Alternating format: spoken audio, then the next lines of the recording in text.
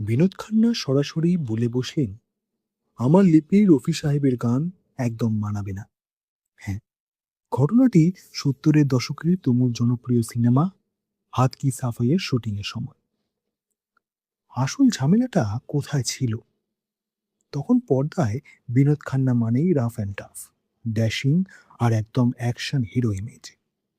ছবির জন্য একটি রোমান্টিক গান তৈরি হচ্ছিল, আমাদের সবার প্রিয় ওয়াদা করলে সাজনা।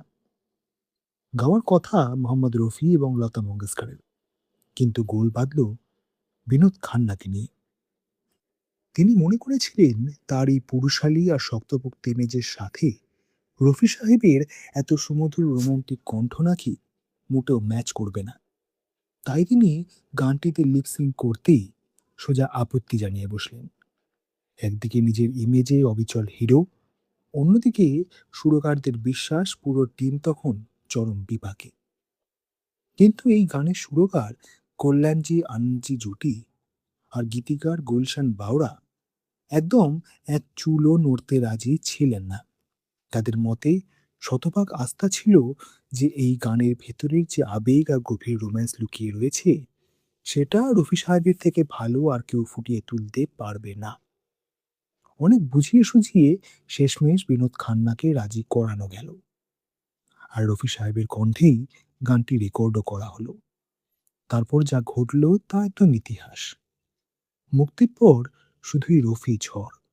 সিনেমা হলে হাত কি সাফাই মুক্তি পেতেই ওয়াদা করলে সাজনা গানটি চারিদিকে দাবানলের মতো ছড়িয়ে পড়ল। যে কণ্ঠকে বিনোদ খান্না নিজের চরিত্রের জন্য অনুপযুক্ত ভেবেছিলেন, সেই কণ্ঠেই গানটি মানুষের হৃদয়ে স্থায়ী জায়গা করে নিল।